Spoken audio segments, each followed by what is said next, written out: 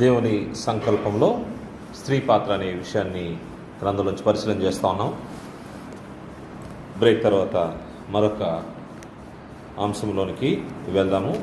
దేవుని సంకల్పంలో స్త్రీ పాత్ర గురించినటువంటి విషయాలు, స్త్రీని ఏ విధంగా దేవుడు నిర్మించాడో, అదేవిధంగా ఎవరి కోసం నిర్మించబడ్డారో, స్త్రీ పురుషుడి కోసమే కానీ పురుషుడు స్త్రీ కోసం కాదనే విషయాన్ని పరిశీలన చేశాము. అదేవిధంగా స్త్రీ యొక్క జీవితము బాల్య దశ నుంచి ఏ విధంగా దేవుని యొక్క మార్గాల్లో పెంచబడాలో, యవ్వన దశలో ఏ విధంగా దేవునికి అనుకూలంగా జీవించాలో, తర్వాత వివాహ వ్యవస్థలోకి ప్రవేశించబోయే ముందు సిద్ధపాటు గురించి, మరియు వివాహ వ్యవస్థలోకి ప్రవేశించిన తర్వాత ఏ విధంగా తన యొక్క ధర్మాన్ని జరిగించాలో ఈ విషయాల గురించి మనము పరిశీలన చేశాము. ఈ యొక్క వివాహం సమయంలో వివాహ వ్యవస్థలోకి ప్రవేశించినటువంటి స్త్రీ తన కుటుంబ సంసార జీవితంలో ఎటువంటి పరిస్థితులు తను జీవించాలనే విషయాన్ని మనం మరలా ఆలోచన చేద్దాము. గ్రంథం చెప్తున్న మాట పరిశుద్ధ స్త్రీలు అని స్త్రీ గురించి చెప్పబడింది. ఎవరు పరిశుద్ధ స్త్రీలు అంటే తమ పురుషులకు లోబడినటువంటి వారు, దేవుని వాక్యానుసారంగా జీవించేవారు పరిశుద్ధ స్త్రీలు. పరిశుద్ధ స్త్రీలు అంటే దేవుని వాక్యానికి లోబడకుండా దేవుని వాక్యాన్ని పెడచెవిన పెట్టి వారిని పరిశుద్ధ స్త్రీలు అనేదానికి అవకాశం లేదు. గ్రంథం చెప్తున్నమాట పరిశుద్ధ స్త్రీలు అని వారికి చెప్పబడిందంటే, పేతురు రాసిన మొదటి పత్రిక 3వ అధ్యాయము 5వ వచనంలో పరిశుద్ధ స్త్రీ యొక్క లక్షణాలని తెలియజేస్తూ, ఆవిడ ఎవరో ఆవిడ వలె మీరు కూడా జీవిస్తే ఆమెకు కుమార్తెలు అవుతారనే విషయాన్ని అక్కడ తెలియజేస్తూ, పేతురు రాసిన మొదటి పత్రిక 3వ అధ్యాయం 5వ వచనంలో, అటువలే పూర్వం దేవుని ఆశ్రయించిన పరిశుద్ధ స్త్రీలను తమ స్వపురుషులకు లోబడి చేత తమ్మును తాము అలంకరించుకొనిరి. స్త్రీ యొక్క అలంకారము పురుషునికి లోబడి ఉంటే దేవుని ఎదుట ఆమెకు గౌరవము, ఘనము, ఆమెకు అలంకారము. అందువల్ల స్త్రీ అలంకరించుకునే విషయాన్ని ఆలోచన చేస్తే పురుషులకు లోబడి ఉండడము ఇది దేవుని చిత్తమైంది. అటువలే ఆ ప్రకారం శారా అబ్రహామును యజమానుడని పిలుచుచు అతనికి లోబడి ఉండును. మీరును యోగ్యముగా నడుచుకొనుచు ఏ భయమునకు బెదరకపోయినడలా ఆమెకు పిల్లలగుదురు. పరిశుద్ధ స్త్రీలు, ఇక్కడ ఒక స్త్రీ గురించి తెలుపబడింది. ఆమె శారా అబ్రహాముకు తన యజమానుడని లోబడి ఉండుట చేత యోగ్యముగా నడుచుకున్న దాన్ని బట్టి ఆమె ఎంత పరిశుద్ధమైన స్త్రీయో, ఉన్నతమైన స్త్రీయో మనకి తెలుపబడింది. అటువంటి పరిశుద్ధ స్థితిలోకి స్త్రీలు వెళ్ళాలని దేవుని యొక్క ఉద్దేశమైంది. అటువంటప్పుడు ఎవరైతే ఆ స్థితిలో తమ స్వపురుషులకు లోబడి ఉంటారో వారు దేవుని యొక్క సంకల్పంలో సరైన విధానంలో నడుచుకున్న వారుగా కనబడుతూ ఉంటారు. ఈ స్త్రీ అయినా శారమ్మ గురించేనా అంటే అబ్రహాము కూడా అదే స్థాయిలో పరిశుద్ధతను కనపరిచిన వ్యక్తి. ఈరోజు తల్లిదండ్రుల యొక్క పరిస్థితి, పిల్లల పరిస్థితులు ఆలోచన చేస్తే తల్లిదండ్రుల మాట బిడ్డలు ఎంతమంది వింటున్నారు? బిడ్డలు వినట్లేదంటే దాని లోపం ఎక్కడుంది అంటే తల్లిదండ్రులదే, పిల్లలది కాదు. తల్లిదండ్రులు పిల్లల్ని పెంచే విధానం తెలియకపోవడం వల్లే ఆ లోపం జరుగుతూ ఉంది. తల్లిదండ్రులు, ముఖ్యంగా ఇంటికి యజమాని తండ్రి బిడ్డలను పెంచే విధానం ఉంటుంది. ఆ పెంచే విధానంలో బతిమలాడుకునేది ఉండదు. నాయన అమ్మ అనుకుంటా బతిమలాడే పరిస్థితి ఉండదు. అటు బతిమలాడుతున్నావంటే నువ్వు దేవుని యొక్క శిక్షలో, బోధలో బిడ్డలను పెంచలేకపోతున్నావు అని అర్థం. ఆజ్ఞాపించేవాడుగా ఉండాల్సిన అవసరం ఉంది. యజమానుడు ఆజ్ఞాపించేవాడుగా ఉంటాడు. స్త్రీ ఎంత లోబడి భర్తకు, అబ్రహాముకు లోబడి శారా ఉందో, తను కూడా భార్యను ప్రేమిస్తూ బిడ్డలను ఆజ్ఞాపించేవాడిగా ఉన్నాడు. కుటుంబ వాతావరణం ఈ విధంగా ఉండేటప్పుడు కుటుంబంలో పరిస్థితులన్నీ కూడా చక్కబడతా ఉంటాయి. అలా కాకుండా బిడ్డల్ని సరిగా పెంచలేని స్థితిలో ఉన్నప్పుడు వాళ్ళ దగ్గర నుంచి మనము పెద్ద విషయాలు, అంటే యోగ్యకరమైన విషయాలు మనం ఎక్స్పెక్ట్ చేయడం వేస్ట్. మనం పెంపకమే సరిగా లేనప్పుడు బిడ్డల నుంచి మనము ఏదో గ్రేట్ థింగ్స్ ఎక్స్పెక్ట్ చేయడానికి కుదరదు. వారిని పెంచే విధానంలోనే జాగ్రత్తగా పెంచితే, తండ్రివా ఆజ్ఞాపించు, భార్య నీకు లోబడి ఉంటుంది, బిడ్డలు నీకు లోబడి ఉంటారు. బిడ్డలు చిన్నప్పటి నుంచే వారిని ప్రభు యొక్క శిక్షలను బోధలను పెంచే బాధ్యత తల్లిదండ్రులుగా ఉంది. తల్లిదండ్రులు ఎప్పుడైతే ఆ స్థాయిలో ఉంటారో, మన అబ్రహాం పరిస్థితి మనం ఒకసారి పరిశీలన చేస్తే 18వ ఆదికాండము 18వ అధ్యాయము 17వ వచనం చూస్తే అబ్రహాము తన కుటుంబాన్ని ఏ విధంగా తర్ఫీదు చేస్తున్నాడో మనకు కనబడుతుంది. 18వ అధ్యాయం 17వ వచనం నుండి, అప్పుడు యెహోవా, నేను చేయబో కార్యం అబ్రహామునకు దాచెదన, అబ్రహాము నిశ్చయముగా బలముగల గొప్ప జనమగును, అతని మూలముగా భూమిలోని సమస్త జనములను ఆశీర్వదింపబడును. ఎట్లనగా యెహోవా అబ్రహామును గురించి చెప్పినది అతనికి కలుగజేయనట్లు తన తరువాత తన పిల్లలను తన ఇంటి వారిని నీతి న్యాయములు జరిగించుచు యెహోవా మార్గమును గైకొండుకు అతడు వారికి ఆజ్ఞాపించినట్లు నేను అతన్ని ఎరిగి ఉన్నాను. నేను కుటుంబ యజమానిగా అబ్రహాము ఏం చేస్తా ఉన్నాడంటే, యెహోవా గురించినటువంటి నీతి న్యాయమును జరిగించుచు యెహోవా మార్గమును గైకొనుటకు అతడికి వారికి ఆజ్ఞాపించినట్లు. తల్లిదండ్రులుగా బిడ్డలకు యెహోవా మార్గం ఇది, ఈ మార్గాన్ని ఆచరించాలని, నీతిపక్షంగా బతకాలని ఆజ్ఞాపించే స్థాయిలో తండ్రులు ఉన్నారా? అప్పుడు ఆజ్ఞాపిస్తున్నటువంటి తండ్రి అక్కడ ఉన్నప్పుడు తల్లి ఏం చేయాలంటే, బిడ్డలను తన భర్తకు లోబడి, యజమానుడిని గౌరవించి భర్తకు లోబడి బిడ్డలను తండ్రికి లోపరిచే స్థాయిలో కుటుంబాలు ఉన్నాయా?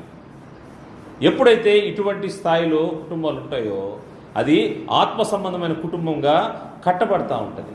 అలా కాకుండా ఉంటే ఏం జరుగుతూ ఉంటుందంటే, ఎవరి దారిలో వాళ్ళు వెళ్ళిపోతూ ఉంటారు. భర్త పాటికి భర్త వెళ్ళిపోతాడు, భార్య పాటికి భార్య వెళ్ళిపోతాయి. బిడ్డల దగ్గర నుంచి we can't expect anything from them. వాళ్ళ నుంచి ఎటువంటి మేలు కూడా మంచి కూడా మనము తిరిగి ఆశించలేని పరిస్థితిలోకి వెళ్ళిపోతూ ఉంటాం. కారణం ఏంటంటే, వారిని పెంచే విధానమే మనకు తెలియట్లేదు. దీనిలో స్త్రీ పాత్ర ఏంటంటే, పరిశుద్ధమైన స్త్రీ భర్తకు లోబడి బిడ్డలకు బోధించి వారిని జాగ్రత్తగా పెంచే స్త్రీ పాత్ర చాలా ముఖ్యమైనది. ఎందుకంటే తల్లి దగ్గరే ఎక్కువ చనువుగా బిడ్డలు ఉంటా ఉంటారు. అందువల్ల తల్లి ప్రాథమికంగా ప్రతి విషయాన్ని బోధించాల్సిన అవసరం ఉంది. అలా కాకపోతే కష్టమైపోతూ ఉంటుంది. అదేవిధంగా పరిచర్య చేసే విషయంలో సంఘం గురించి ఆలోచన చేస్తే, స్థానిక సంఘములో స్త్రీ పాత్ర గురించి మనం ఆలోచన చేస్తే, స్త్రీల యొక్క పాత్ర ఎంతో అధికంగా ఉంది. స్త్రీ మౌనంగా ఉండాలన్నాడంటే, ఉపదేశించకూడదు, మాట్లాడకూడదు అన్నారంటే పని చేయకూడదని కాదు. దేవుని యొక్క కార్యాలు జరగాలంటే స్త్రీ యొక్క సహకారం అవసరమైంది. పురుషులు ఎంత కష్టపడతారో సమాన పరిస్థితుల్లో స్త్రీలు కూడా బాధ్యత కలిగి కార్యక్రమాలు జరిగించాల్సిన అవసరం ఉంది. స్థానిక సంఘంలో స్త్రీ పాత్ర గురించి ఆలోచన చేస్తే వీరు సత్క్రియలు చేయాలని గ్రంథము తెలియజేస్తాం. తిమోతి రాసిన మొదటి పత్రిక 2వ అధ్యాయము 9వ వచనం మనం పరిశీలన చేస్తే, సత్క్రియల చేత అలంకరించుకోవాలంట. తిమోతికి రాసినటువంటి అపోస్తలుడు పౌలు గారు తిమోతికి రాసినటువంటి మొదటి పత్రిక 2వ అధ్యాయము 9వ వచనంలో, మరియు స్త్రీలు అణుకువయ్యు స్వస్థ బుద్ధి గలవారై ఉండి తగుమాత్రపు వస్త్రముల చేతనే గాని జడలతోనూ బంగారంతోనూ ముత్యములతోనూ మిగులు వెలగల వస్త్రంతోనూ అలంకరించుకునక దైవ భక్తి గలవారమని చెప్పుకున్న స్త్రీలకు తగినట్టుగా సత్క్రియల చేత తమ్మును తాము అలంకరించుకునవలను. అలంకారం గురించి మాట్లాడితే సత్క్రియలనే అలంకారము స్త్రీలు కలిగి ఉండాల్సిన అవసరం ఉంది. దేవుని యొక్క సంకల్పంలో స్త్రీలు సత్క్రియలను అలంకరించుకోవాలి. ఎప్పుడైతే దేవుని పక్షంగా పని చేస్తామో, దేవుని పక్షంగా ఒక సత్క్రియ చేస్తాము. మన ఇంటికి ఒక వ్యక్తి వచ్చాడు, గిన్నెడు మంచినీళ్ళు ఇచ్చాము, ఆ మేలు పోదు. దేవుడు దాన్ని రికార్డ్ చేసి పెడతాడు. దేవుని పక్షంగా ఒక కార్యం జరుగుతుంది, దానికోసం మనం పని చేస్తున్నాము, ప్రయాసపడుతున్నాము, మన ధనాన్ని, సమయాన్ని, మన తలాంతుని వినియోగించినప్పుడు నీ అకౌంట్లో అది పడిపోతూ ఉంటుంది. ఈ సత్క్రియలు ఎవరైతే ఎక్కువగా చేస్తూ ఉంటారో, ఇందాక మనం చెప్పుకున్నట్టుగా అనేక మంది స్త్రీలు ఆది సంఘంలో అపోస్తలులకు సహకరించిన వారే. క్రీస్తు ప్రభువు వారి భూమి మీద ఉన్నప్పుడు క్రీస్తు ప్రభువు వారికి సహకరించిన వారే. వారందరూ సహకారులుగా ఏర్పడ్డారు.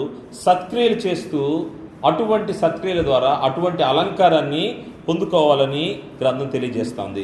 సత్క్రియలు మరియు సువార్త పనిలో సహకరించేవారుగా స్త్రీలు ఉండాల్సిన అవసరం ఉంది. ఫిలిప్పీ పత్రిక 4వ అధ్యాయము 3వ వచనంలో, ఫిలిప్పీ పత్రిక 4వ అధ్యాయము 3వ వచనంలో, వీరు సహకారులంట, సువార్త పనిలో సహకరించేవారు.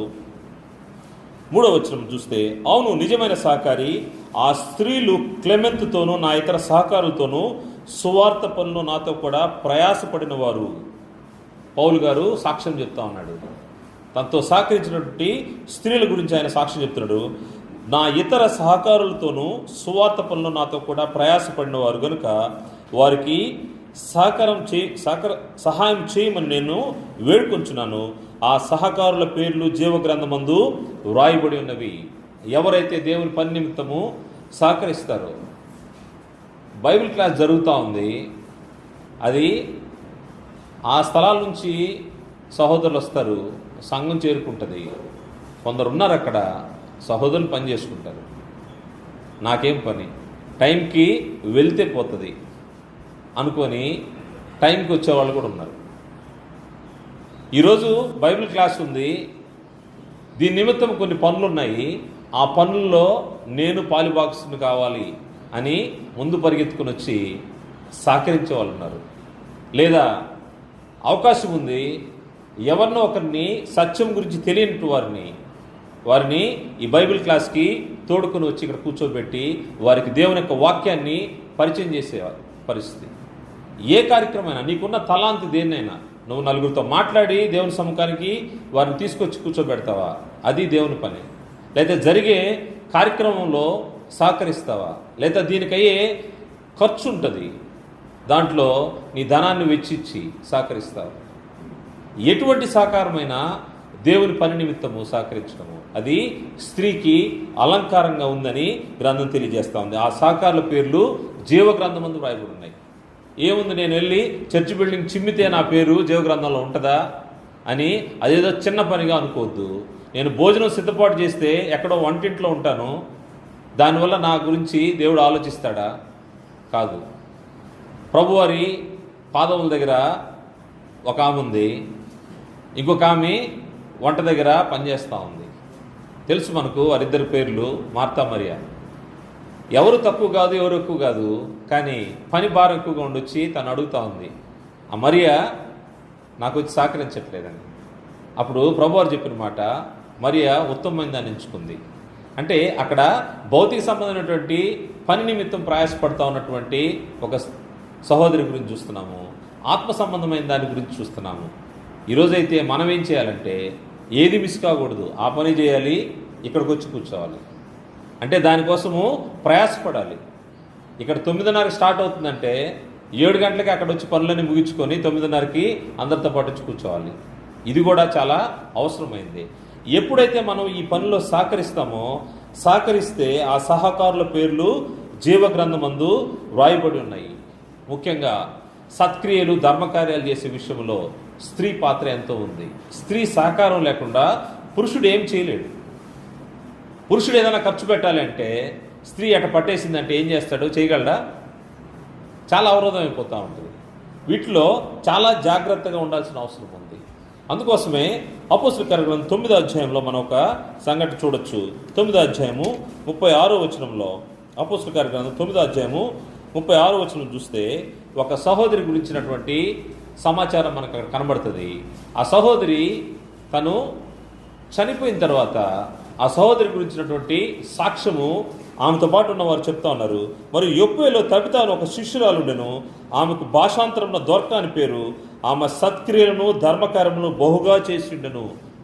ఎంత చేయకపోతే ఆమె గురించి, ఆమె పేరుతో సహా ఆమె చేసినటువంటి కార్యాల గురించి పరిశుద్ధాత్ముడు ఇందులో భద్రం చేస్తున్నాడు.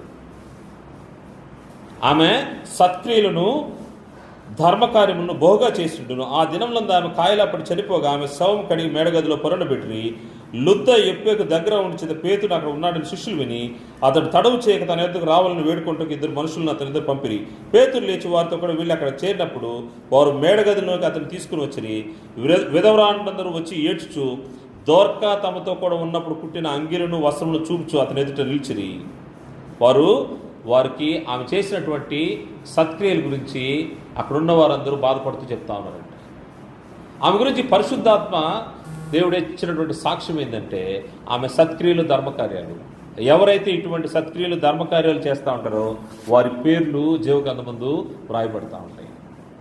స్త్రీకి దేవుడు చాలా అమూల్యమైనటువంటి స్థానాన్ని ఇచ్చాడు. అది దాన్ని గుర్తెరిగినటువంటి స్త్రీలు, పరిశుద్ధ స్త్రీలు దేవుని యొక్క మాటకు విధేయులై వాళ్ళు జాగ్రత్తగా తమ యొక్క జీవితాలను కట్టుకుంటారు, తమ కుటుంబాలని కట్టుకుంటూ ఉంటారు. అందుకోసమే సామెత గ్రంథంలో జ్ఞానవంతురాలు తల ఇల్లు కట్టుకొనును. ఇల్లు కట్టుకోవడం అంటే భౌతిక సంబంధమైన బిల్డింగ్ కాదు. బిల్డింగ్ అనేది పురుషుడు కట్టిస్తాడేమో కానీ స్త్రీ గృహాన్ని కడుతుంది. గృహం అంటే హోమ్. దాంట్లో ఏముంటుందంటే ప్రేమానురాగాలు ఉంటా ఉంటాయి.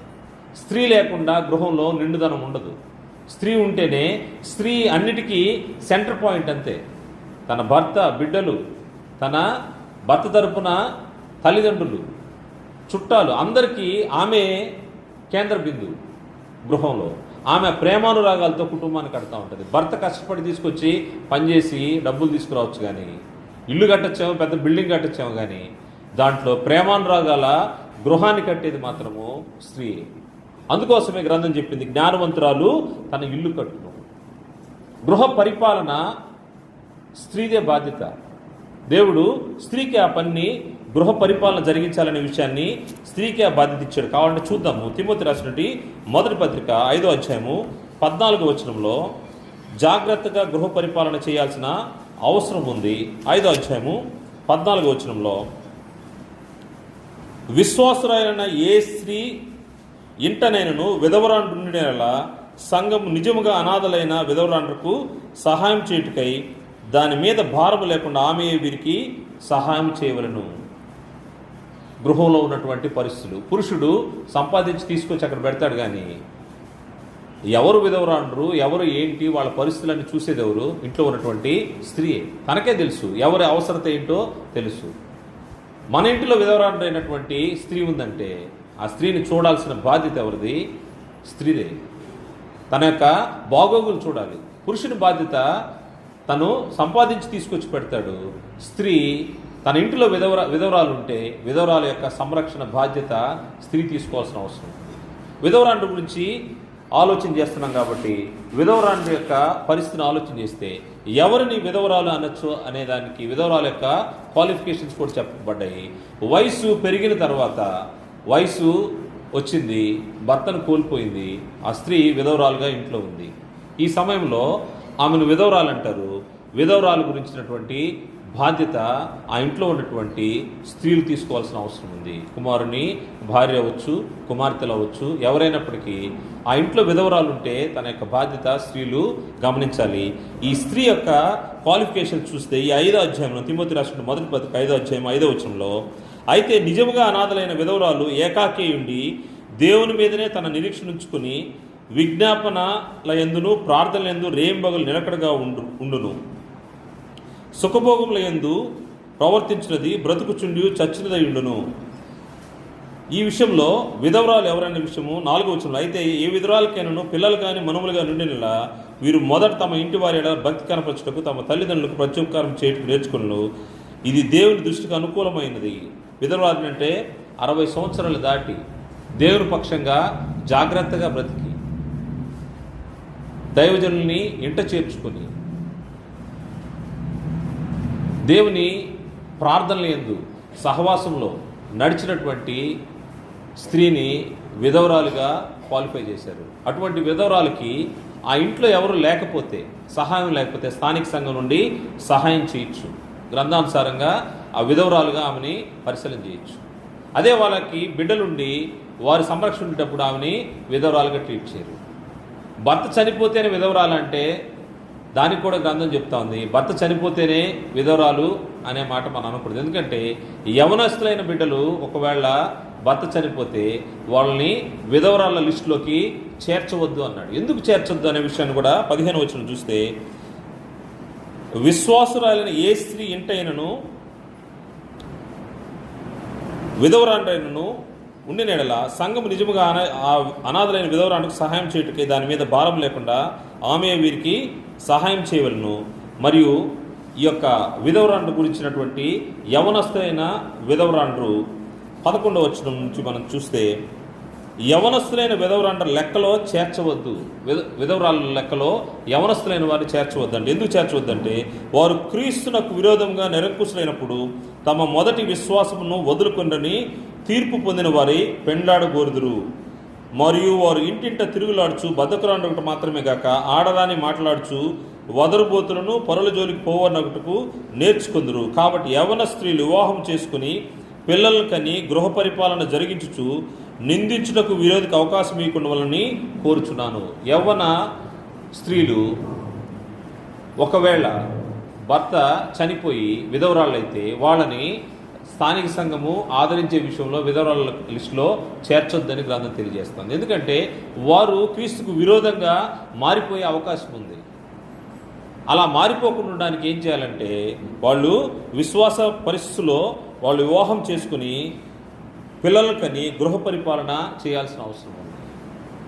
భర్త చనిపోయాడు, తను విడిపించబడింది. అటువంటి పరిస్థితిలో తను ఏం చేయాలంటే విశ్వాసరాలైనటువంటి వ్యక్తిని వివాహం చేసుకునే దానికి అవకాశం ఉంది. ఎందుకంటే పాపం జరిగించకుండా, జాగ్రత్తం జరిగించకుండా జాగ్రత్త పడడం కోసము దేవుడు ఏర్పాటు చేసినటువంటి విధానము. 60 సంవత్సరాలు దాటిన వయసుకు వెళ్ళిన వారిని విధవరాల కింద చేర్చవచ్చు. ఈ వృద్ధురాలైన స్త్రీల యొక్క బాధ్యతల గురించి మనం ఆలోచన చేస్తే, విధవరాలైంది లేకపోతే వృద్ధురాలైంది, భర్త ఉన్నాడు, పిల్లలు ఉన్నారు, అందరూ ఉన్నారు. ఈ వృద్ధురాలైనటువంటి స్త్రీలు మేమేం చేయాలా? మేము పోయి బయటకు వెళ్ళి ఎవరిని పిలవలేము, ఏమి చేయలేము, మాకు వయసు పెరిగిపోయింది, మేము ఇప్పుడు ఏం చేయాలి? దేవుని పక్షంగా ఏం చేయాలంటే, నీవు దేవుని పక్షంగా ప్రార్థన చేయాల్సిన అవసరం ఉంది. రెండవది, బిడ్డలకు బోధించాల్సిన అవసరం ఉంది. ఇంట్లో ఉన్నటువంటి మనువు సంతానం ఉంటారు, వారిని జాగ్రత్తగా పెంచాల్సిన అవసరం ఉంది. ఇటువంటి జాగ్రత్తగా పెంచినటువంటి ఒక తల్లి, ఒక అవ్వ, ఇద్దరున్నారు. ఒక యవనస్తుని జాగ్రత్తగా తీర్చిదిద్దారంట. ఆ యవనస్తుని పేరు తిమోతి. తిమోతి యొక్క తల్లి మరియు అవ్వ, వాళ్ళిద్దరూ భక్తిగల స్త్రీలు, పరిశుద్ధ స్త్రీలు. వాళ్ళు ఏం చేశారంటే, ఒక మంచి దైవజనుడిని వారు తర్ఫీదు చేశారు. తమ యొక్క పెంపకంలో బాల్యం నుండి లేఖనాలను తనకు తెలియజేస్తూ పౌలు గారు చెప్తారు, బాల్యం నుండి నీవు నేర్చుకున్న లేఖనముల ప్రకారము జీవించు అని పౌలు గారు తెలియజేస్తారు. ఆ విధంగా ఒక మంచి దేవుని యొక్క సేవకుని తయారు చేసే వాతావరణంలో స్త్రీలు తమ యొక్క మనుమ సంతానం కోసం, తమ బిడ్డల కోసం ప్రయాసపడాల్సిన అవసరం ఉంది. వృద్ధ స్త్రీలు చేయాల్సింది ప్రార్థన చేయాలి, బిడ్డలను జాగ్రత్తగా తర్ఫీదు చేయాల్సిన అవసరం ఉంది. హన్నా మనకు తెలుసు, తను కూడా దేవుని సముఖంలో బిడ్డలు లేనప్పుడు ప్రార్థన చేసి దేవుని కొరకు తన బిడ్డను ఇచ్చినట్టుగా, పిల్లల్ని దేవుని కోసము ఇచ్చేవారుగా ఆలోచన చేయాల్సిన అవసరం ఉంది. ఆ స్థాయిలో ఎప్పుడైతే స్త్రీలు వయసును బట్టి, ఒక్కొక్క వయసులో వారు బాలికలుగా చిన్న వయసులో ఉన్నప్పుడు, దాని తర్వాత యవ్వన ప్రాయంకి వచ్చినప్పుడు, దాని తర్వాత వివాహానికి సిద్ధపడినప్పుడు, దాని తర్వాత వివాహ వ్యవస్థలోకి ప్రవేశించిన తర్వాత కుటుంబ గృహ పాలన చేసే విషయంలో, బిడ్డలను పెంచే విషయంలో, ఆతిథ్యం చేసే విషయంలో, తర్వాత తనతో ఉన్నటువంటి తన కుటుంబాన్ని పోషించి సంరక్షించే విషయంలో భర్తతో సహకరించి, దేవుని పనిలో సంఘంలో సహకరించి, క్రీస్తు యేసు యొక్క మాటల ప్రకారము జీవిస్తూ ఉండే స్త్రీలు పరిశుద్ధ స్త్రీలుగా ట్రీట్ చేయబడతా ఉంటారు. వారి పేర్లు జీవగ్రంథమందు వ్రాయబడి ఉంటా ఉంటాయి. అనేక విషయాలు మనకున్నాయి, కానీ ఈ విషయాల్లో కొన్ని మనము ఈరోజు సమయం లేదు కాబట్టి మనం ప్రస్తావించట్లేదు. కానీ బిడ్డలను జాగ్రత్తగా పెంచేవారిగా ఉండాల్సిన అవసరం ఉంది. మరియు దేవుని యొక్క సంకల్పంలో స్త్రీకి కొన్ని దేవుడు దూరం చేసి పెట్టాడు. కారణం ఏంటంటే, మనం చూసే మొదట్లోనే స్త్రీ బలహీన ఘటమని గ్రంథం తెలియజేస్తూ ఉంది. అందువల్ల స్త్రీకి కొన్ని విషయాల్లో ఆయన పాలు ఇవ్వలేదు. ఇద్దరిని సమానంగానే ఆయన చూశాడు రక్షణ విషయంలో, కానీ కొన్ని విషయాల్లో స్త్రీని ఆయన దూరంగా ఉంచాడు. వాటిలో కొన్ని విషయాలు చూద్దాము. గ్రంథ రచనలో స్త్రీకి భాగం లేకుండా చేశారు. మనకున్నటువంటి ఈ 66 పుస్తకాల్లో స్త్రీలు రాసినటువంటి పుస్తకాలు లేవు, గ్రంథ రచనలు లేవు. అదేవిధంగా దేవుని యొక్క సైన్యం, ఇశ్రాయేల్ సైన్యంలో స్త్రీలు మనకు కనబడరు. అదేవిధంగా యాజకత్వ బాధ్యతలు స్త్రీకి అప్పచెప్పబడలేదు. పురుషుడి పైన అధికారం లేదు. దేవుని యొక్క సంఘములో స్త్రీలు మౌనంగా ఉండాలని దేవుని యొక్క ఆజ్ఞ అయింది. తర్వాత మందిర సేవ పనిలో ఎలాంటి బాధ్యతలు లేవు. అంటే పరిచర్య బాధ్యతలు బ్యాక్గ్రౌండ్లో ఉన్నాయి తప్పితే సంఘము లోపల స్త్రీ పరిచర్య జరిగించే పరిస్థితి లేదు. ఇటువంటి విషయాల్లో దేవుడు కొంచెము దూరంగా ఉంచాడు. అంతేగాని క్రీస్తు యేసును ధరించుకునే విషయంలో స్త్రీ అని పురుషుడని భేదం లేకుండా చూశాడనే విషయం మనకు గ్రంథంలో కనబడదు. కొరింథీయులకు రాసినటువంటి మొదటి పత్రిక 11వ అధ్యాయం 11వ వచనం ఒకసారి చూసుకొని ముగిస్తాము. కొరింథీయులకు రాసినటువంటి మొదటి పత్రిక 11వ అధ్యాయం 11వ వచనంలో, అయితే ప్రభువునందు స్త్రీకి వేరుగా పురుషుడు లేడు, పురుషునికి వేరుగా స్త్రీ లేదు. స్త్రీ పురుషుడిని ఎలా కలిగిన అలాగే పురుషుడు స్త్రీ మూలం కలిగిన కానీ సమస్తమైనవి దేవుని మూలముగా కలిగి ఉన్నవి. దేవుడు పురుషుని స్త్రీని వేరువేరుగా ఆయన సృష్టిలో చేసినప్పటికీ వీరిరువురు కలిసే విషయంలో వారిని దేవుడు ఏకంగానే ఉంచినట్టుగా, వీరు లేకుండా వారు లేరు, వారు లేకుండా వీరు లేరు. దేవుని పని జరిగించాలంటే ఆత్మ సంబంధమైన విషయాల్లో వీరు కలిసి ఉండాల్సిన అవసరం ఉందని తెలియజేశారు.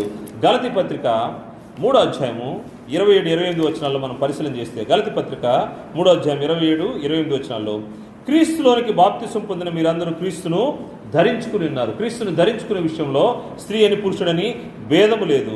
ఇందులో యూదుడని గ్రీసు దేశం లేదు, దాసుడని స్వతంత్రుడని లేదు, పురుషుడని స్త్రీ అని లేదు. క్రీస్తు యేసునందు మీరందరూ ఏకముగా ఉన్నారు. మీరు క్రీస్తు సంబంధులైతే ఆ పక్షమందు అబ్రహాము యొక్క సంతానమై ఉండి వాగ్దాన ప్రకారం వారసులై ఉన్నారు.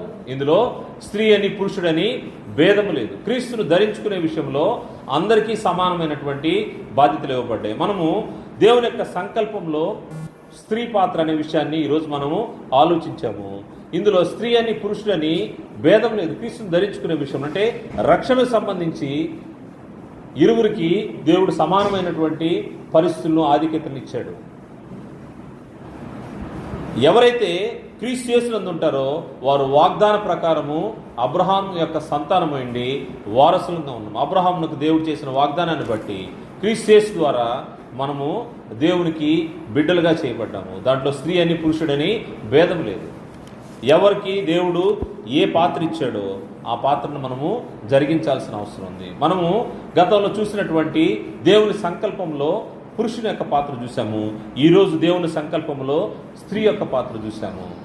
ఈ విషయాల్లో మనము సంపూర్ణంగా భక్తి కలిగి పరిశుద్ధులుగా క్రీస్తు యేసునందు బ్రతకాలంటే పురుషులైతే దేవునికి అనుకూలంగా జీవిస్తూ వారికి ఇవ్వబడిన బాధ్యతలు నిర్వహించడానికి, స్త్రీలైతే వారికి ఇవ్వబడినటువంటి బాధ్యతలు నిర్వహిస్తూ పరిశుద్ధ స్త్రీల వలె ఏ విధంగా జీవించాలనే విషయాన్ని మనము పరిశీలన చేశాము. వీటన్నిటినీ సంపూర్ణంగా మనం ఆ స్థితిలో ఉన్నామా లేదని తెలుసుకోవాలి అంటే తప్పకుండా మనం అనుకున్నటువంటి 4 ప్రశ్నలు మళ్ళీ మనం వేసుకోవాల్సిన అవసరం ఉంది. అవి ఏంటంటే, నీ విశ్వాసము సరైనదేనా? క్రీస్తు యేసులోకి నీవు వచ్చావు, వచ్చిన నీవు సరైన విధానంలో తండ్రి అయిన దేవుడెవరో, కుమారుని క్రీస్తు వారు ఎవరో, సత్యస్వరూపమైనటువంటి పరిశుద్ధాత్ముడెవరో సరైన విధానంలో ఎరిగుంటేనే నీ విశ్వాసం సరైనదిగా ఉంటుంది. ఆ విశ్వాసము సరైనదిగా లేక లోకంలో అనేక మంది అబద్ధ బోధ వైపు తిరిగిపోతా ఉన్నారు.